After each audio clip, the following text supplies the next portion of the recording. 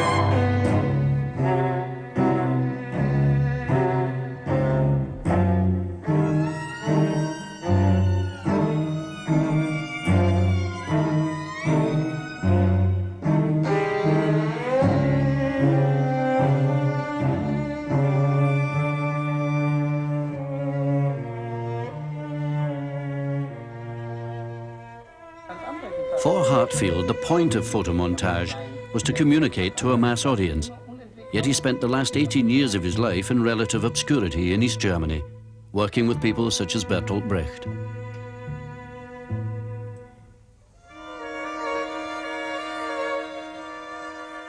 Hartfield's work emerges out of the chaotic art movement Dada at the end of the First World War. In its time, Dada was like punk, except that it poked fun at the established art world and questioned a society that had gone so readily to war.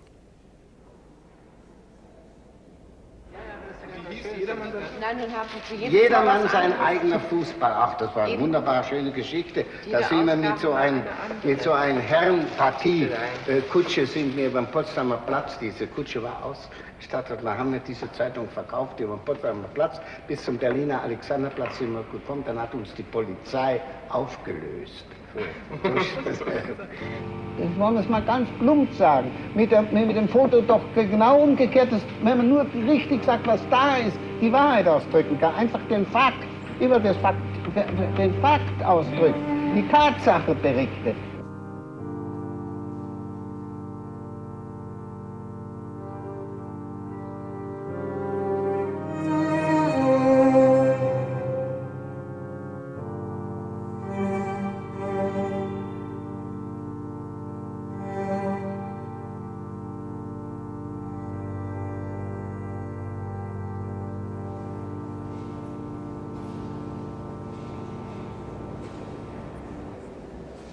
As one of the first members of the German Communist Party, and as a leading left-wing artist in Berlin in the 1920s, Hartfield paid a great personal price for his uncompromising work.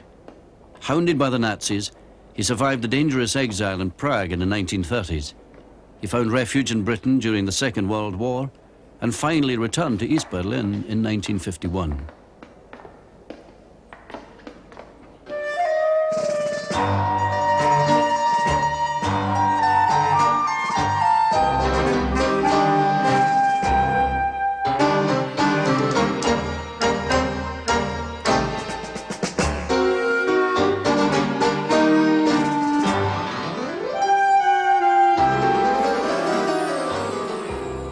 Berlin was his home, the city where he forged his artistic identity. Berlin has always been a focal point between East and West, a city where ideas confront one another with immediate effect. It was here that Hartfield used his work to face fascism and its violent consequence, World War.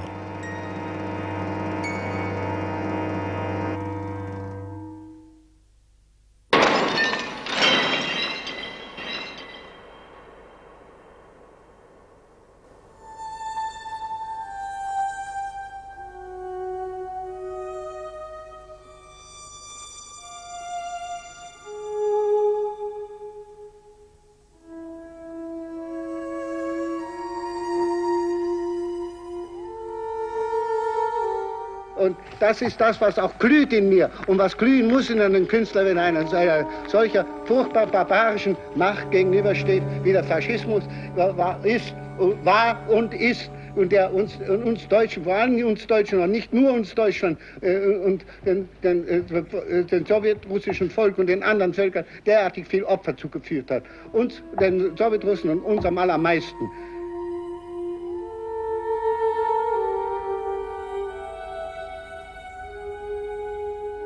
Das darf man nie vergessen. Und der ganze Ernst, muss in diesen Bildern sein, kam aber nur dadurch zustande, dass sie im Kampf entstanden sind. Und dieser Kampf wird weitergeführt, bis die Gefahr überwunden worden ist und der Friede wirklich ein gesicherter sein kann. Das wünsche ich mir und deswegen freue ich mich besonders, hier in Frankfurt am Main auch ausstellen zu können und in der Bundesrepublik.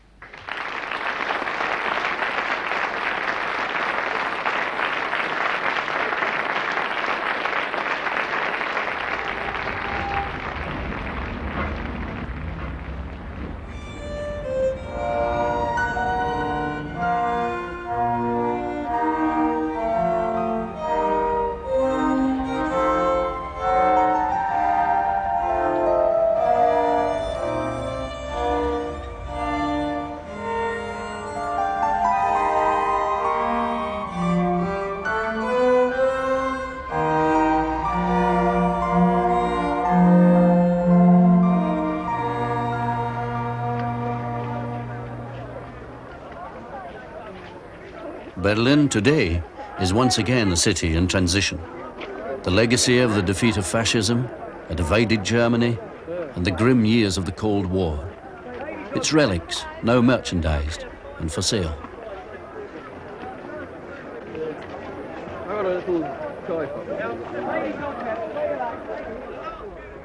The socialist dream crumbles, leaving a vacuum and a sense of uncertainty across Europe.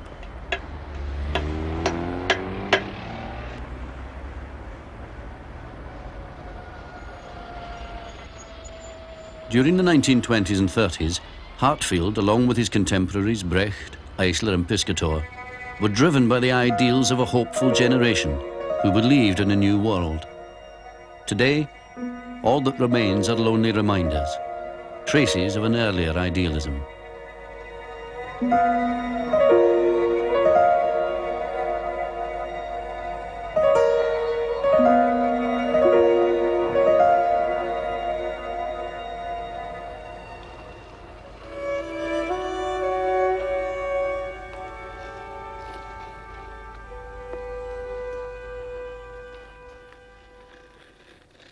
Hartfield remains something of an enigma.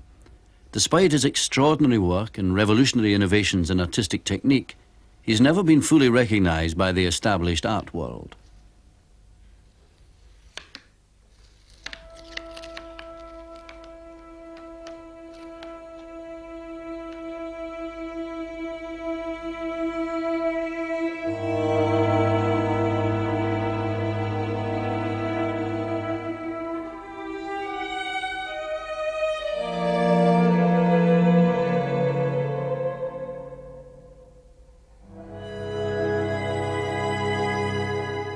John Heartfield was born Helmut Herzfeld in Berlin in 1891.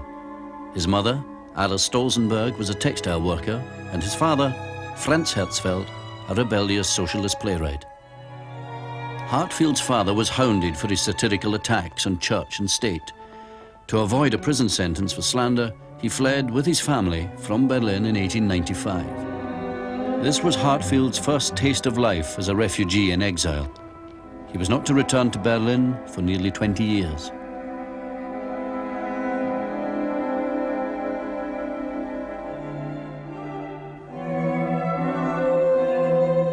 The family finally settled in a secluded mountain hut in rural Catholic Austria, where they were to live for the next 3 years.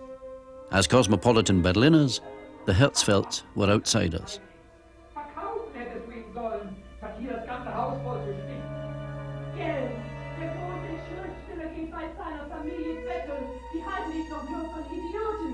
Ah, halt doch den Mund! Du bist nicht mehr bei Verstand! When John was only 8 years old, his father disappeared. His mother suffered a nervous collapse and abandoned her children.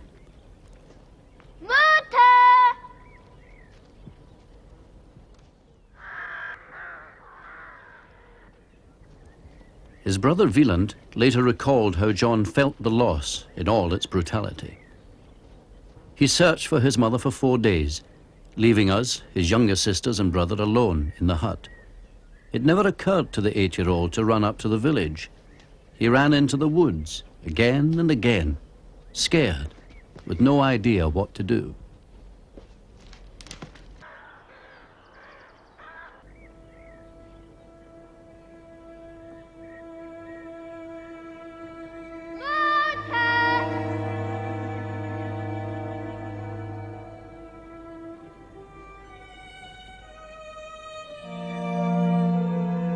The children were never to see their parents again. They were adopted by Ignaz Warnschein and his wife Clara, a warm-hearted and deeply devout Catholic couple.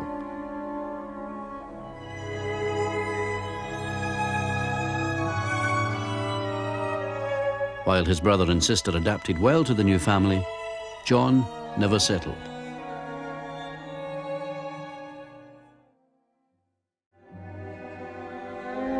His brother Wieland, John's closest personal friend throughout his life, recalled that those 4 days and nights left a deep and lasting scar on his brother. Ever after, he was to react to every injustice he witnessed as emotionally as if it had been perpetrated against him personally.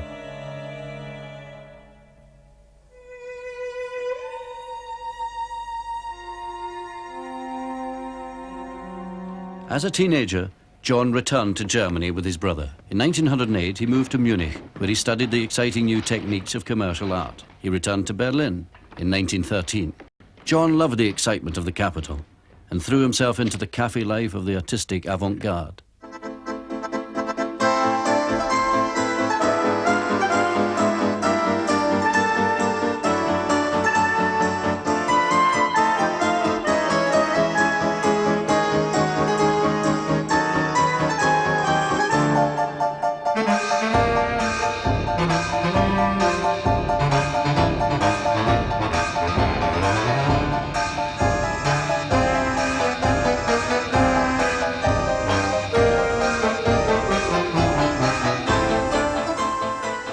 Hartfield found the self-indulgent pomp and arrogance of the Kaiser and his military court absurd, despising as he did the glorification of obedience and authority.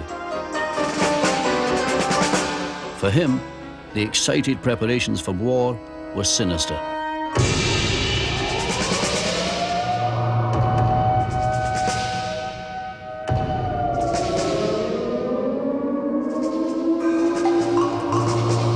Dada ist da. Die Kunst ist tot und dafür ist Dada da, denn Dada lebt. Dada ist die Revolution. Dada ist überall. Dada ist hier und draußen und im All. Dada ist Wiswa, Dudidalu.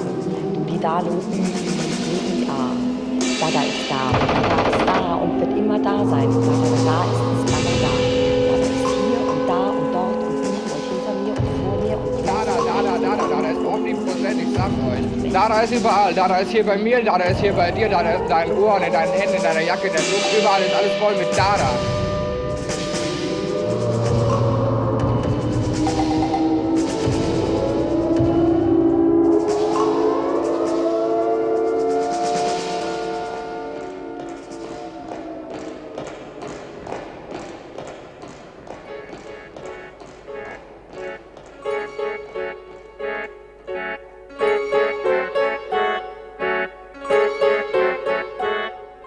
Only a tiny group of artists opposed the war. Through this group, Hartfield met George Grozs, who was soon to become a close friend. Together, they challenged artistic convention and burst onto the Berlin scene with outrageous publications and collages satirizing the depravity of war. They were soon to become leading Dadaists and regularly took part in anarchic cabarets.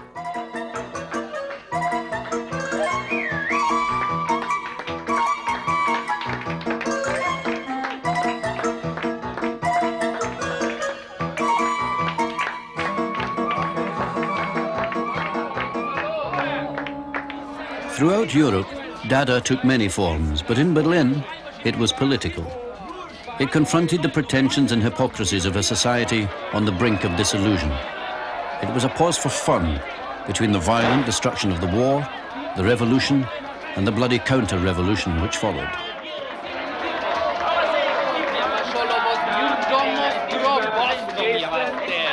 Schreibmaschine, sie tippt, ja, sie tippt. Es ist etwas grundsätzlich, was sie Abfahrt nach Amsterdam. Dada ist ödes Dada. Es ist ein Aufregung, es ist eine prinzipielle Angelegenheit. Ganz von der Fahrreise. Hier und da, Dada ist überall. Dada ist die Revolution.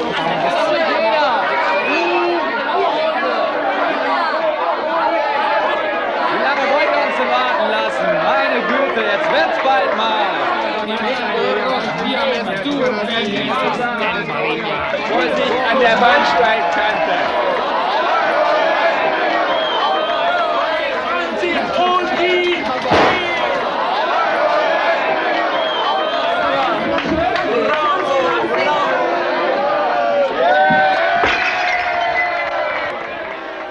The confrontations between audience and stage were a premonition of street violence to come. Es ging sehr, sehr stürmisch zu. Ich meine, also plötzlich, nachdem wir alle so auftraten, Piscator machte mit und der Grozs stand war ganz groß auf seiner Art Leiter und hat ein Mikrofon, hat ins Publikum gebrüllt und Piscator hat immer gesagt, George, deutlicher, klarer den Herren das sagen oder den Damen da und so weiter. Und es wurde immer größere Aufregung. Aber dann war das so, dass wir gleich sagten, wenn einer hier raufkommt, nicht wahr, also wir wehrten uns gleich, wir gingen nicht nach hinten zurück, sondern der Grozs und die anderen haben, der Hausmann war dabei und so weiter. Ich habe auch meine Rolle gespielt, die war auch saftig. Ich habe dauernd gesagt, es war gerade nach der Zeit der Ermordung von Karl Liebknecht, ihr liebt nicht mehr, nur Geld zählen. Also es ging ungeheuer zu und sehr echt und sehr wütend und so weiter. Nachdem Grozs, wie ich vorhin erzählt hat, also der zweite Abend muss ein wirklich dadaistischer werden. This time represented for Hartfield a transformation of his artistic identity and a complete break with the past. He changed his name from Helmut Herzfeld to John Heartfield as a protest against German nationalism.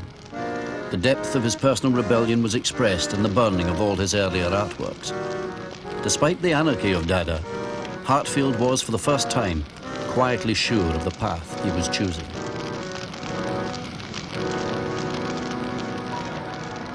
The last fling of Berlin DaDa, and its biggest provocation, was the absurd first international Dada exhibition held in Berlin in the summer of 1920.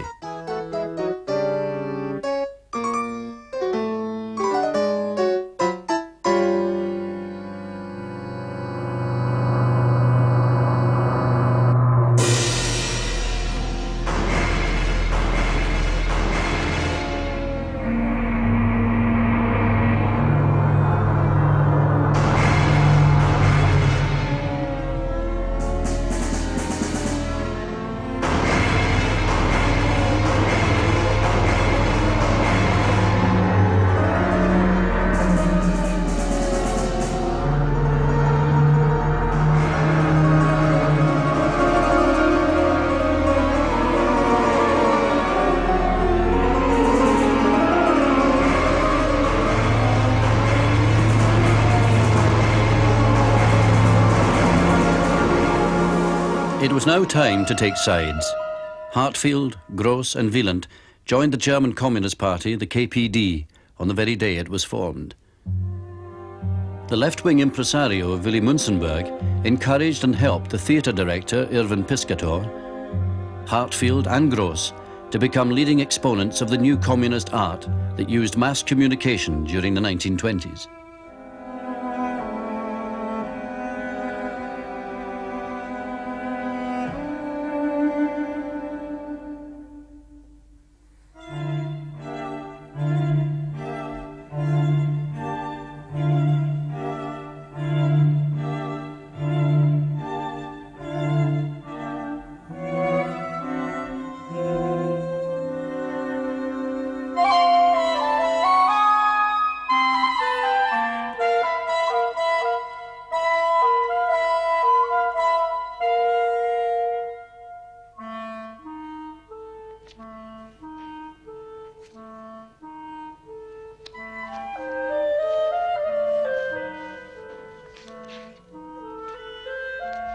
The mid-1920s were a relatively settled and prosperous period in Germany, an interval of calm when Berlin became an international center of artistic experiment. Hartfield developed and refined the potential of photomontage, much the same as Eisenstein was doing in film and Brecht and Piscator in theater. His works were designed for a mass audience and invariably found their way onto the streets.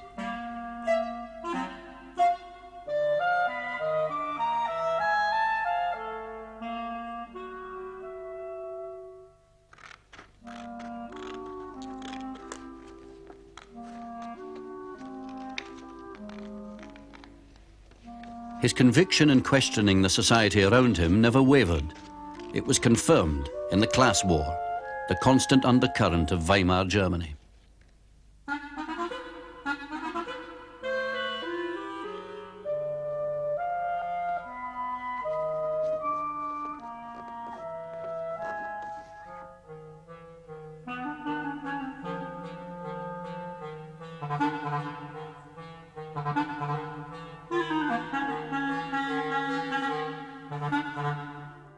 Through the left-wing Malik Verlag publishing house run by Wieland, Hartfield developed the techniques of photomontage as visual satire, juxtaposing photographic images and text.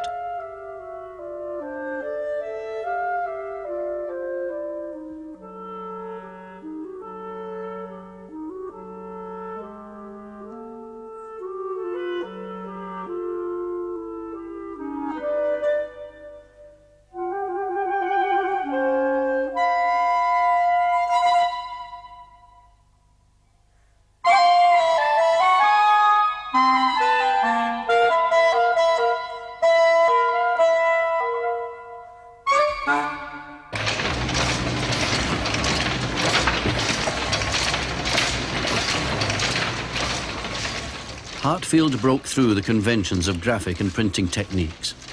He was part of the revolution of mass production imagery then taking place. The book jackets he designed for many leading international authors published by the Malik Verlag are among his most outstanding works of the 1920s.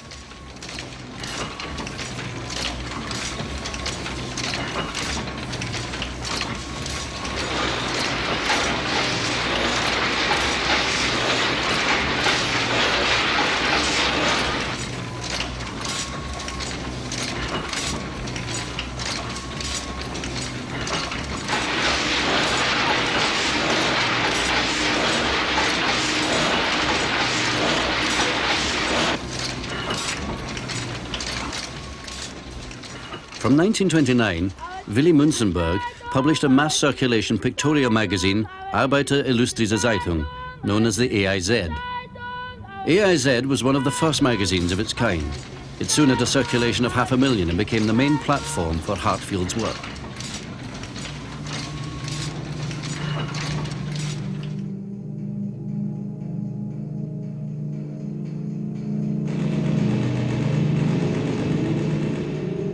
1929 saw a crisis of confrontation between left and right in Germany.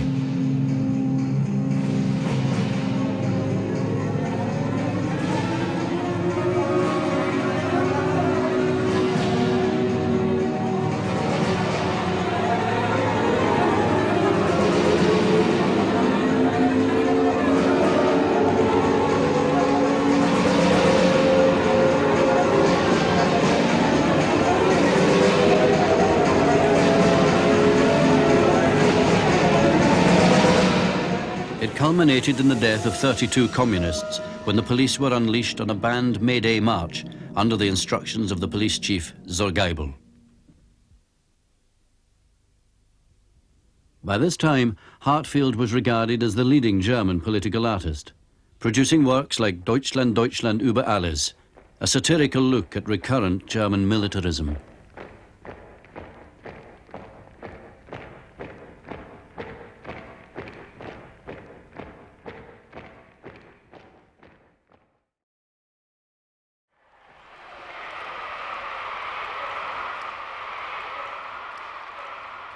In 1931, he visited the USSR as a guest of the Soviet intelligentsia. He made many friends among a close circle of avant-garde photographers and artists in Moscow, notably Sergei Trechakov and Alexander Rodchenko. Ironically, many of his Russian contemporaries were later to disappear in the Stalin purges.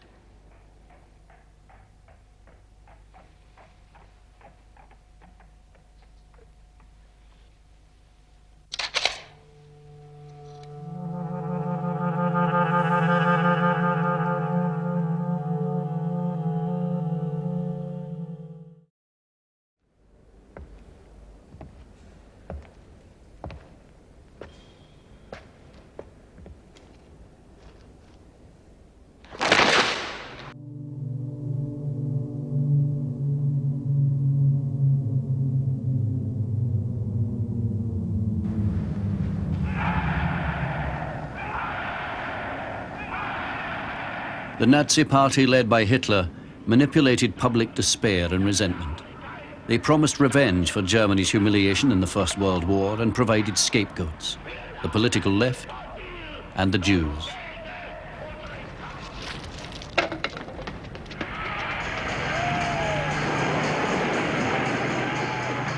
The Berlin Hartfield returned to in 1932 was in the grip of despair and seething violence. The Nazi movement had emerged as the major force and gained power in an atmosphere of fear and terror.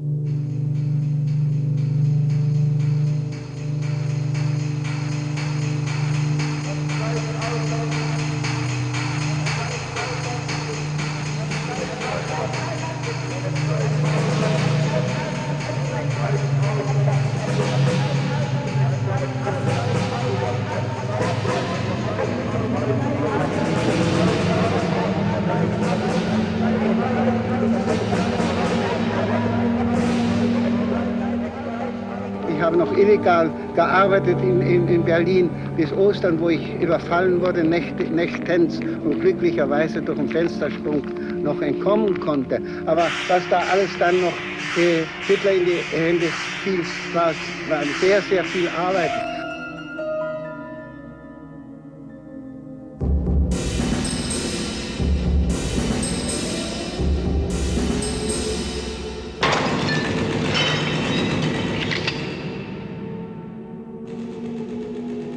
Aber dann später ist das nicht zu Ende gegangen. Auch Dinge, die noch in der Lebensgefahr, später dann in Prag, wo ich sehr viel weiterarbeitete, gegen den Faschismus, den gottverfluchten deutschen Faschismus und den internationalen.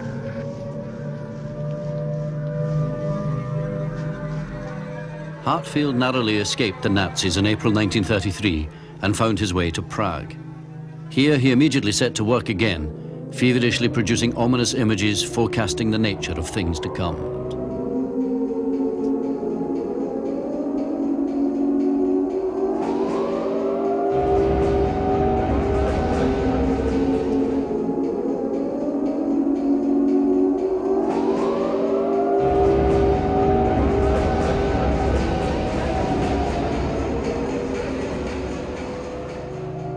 Hartfield was one of the first artists to be stripped of his German citizenship, and German pressure was brought to bear on the Czech government to have exhibitions of his work closed down.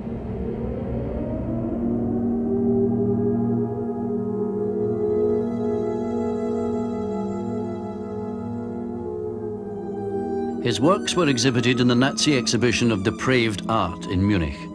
There was a sustained press campaign against him. One paper stated, "Drawn towards what he is himself, the artist will become a creator of the lofty and pure, as in German art, or the low, deranged and sick, as in Marxist and Jewish art."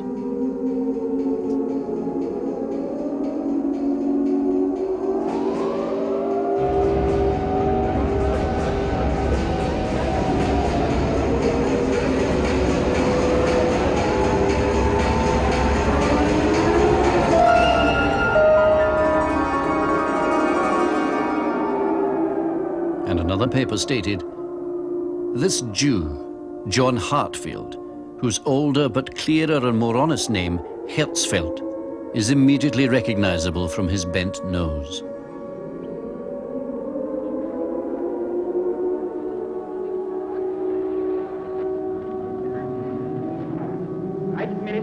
Goebbels spricht zur Jugend. Meine Kommilitonen, deutsche Männer und Frauen,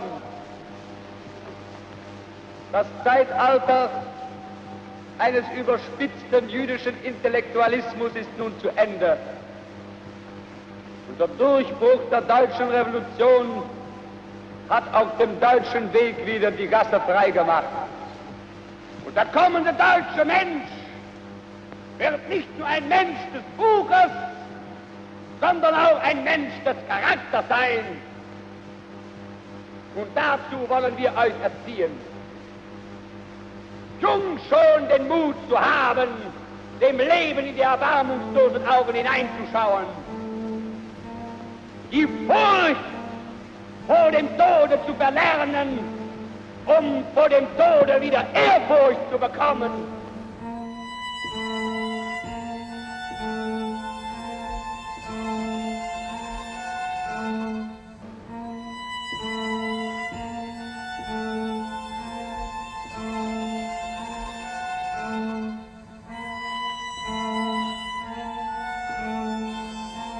Goebbels' chilling promises were soon realized, and within 3 years, the Nazi threat had become international.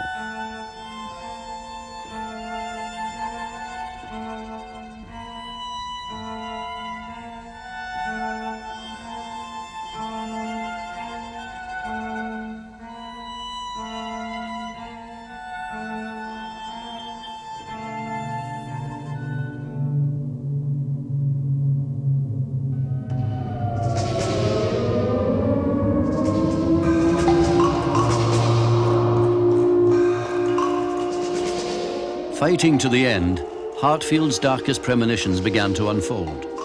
Total war descended on Europe. Offered refuge in Russia, he decided instead to try to get to the West, aware of the fate of some of his friends in Stalin's purges. He eventually reached England on December the 8th, 1938.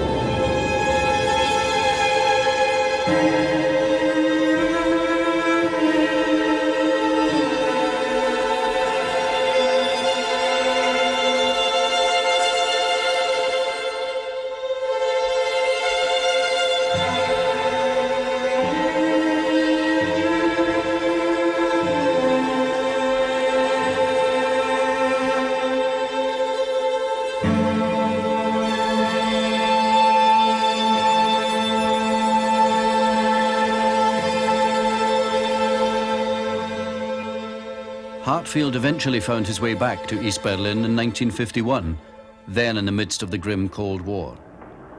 His years in England had been difficult. Lost in an atmosphere of incomprehension, he was interned as an enemy alien in 1940 and had suffered an extreme nervous breakdown.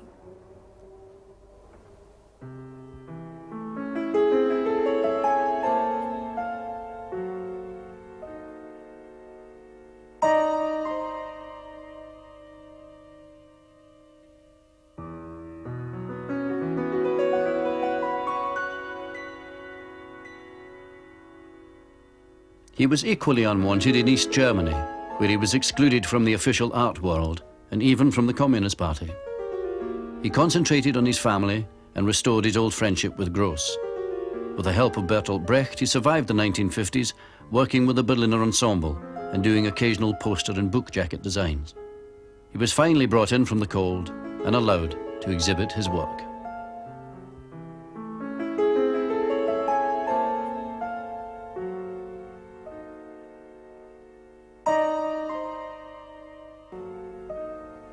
Alles hat natürlich logisch, ich sage ganz richtig, logischerweise, ich meine, doch den Krieg noch verherrlicht. Es kam kein Foto, wo nicht dann unsere Helden, nicht wahr, und wie sie singen und so weiter, nicht wahr. Ja. Und da habe ich auch da haben wir schon im Malik Verlag Broschüren herausgegeben, da habe ich angefangen, ich habe schon früher angefangen, Arbeiten zu machen mit Fotos, mit Gegenüberstellungen. zum Beispiel wie in der Etappe Gent, also ein General begraben wurden und wie die armen Opfer des Krieges, wollen wir so ganz einfach das sagen, die im Massengrab verscharrt worden sind. Aber es ist eine andere Erkenntnis, auf der man arbeitet. Und ein Lassen verschiedener Dinge, die man leidenschaftlich gerne macht. Ich habe mir leidenschaftlich gern gezeichnet und gemalt. Und das sage ich heute noch, selbstverständlich.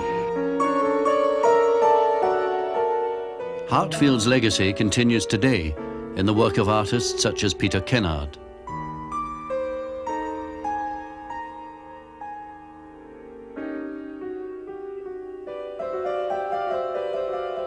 In his tribute, Kennard says Hartfield's stance as an artist is especially relevant, and it is up to artists to make visual images that equate the price of weapons and affluence with the facts of poverty and starvation and the destruction of the planet. Through his photomontages, Hartfield showed that artists can be art workers in the war against war.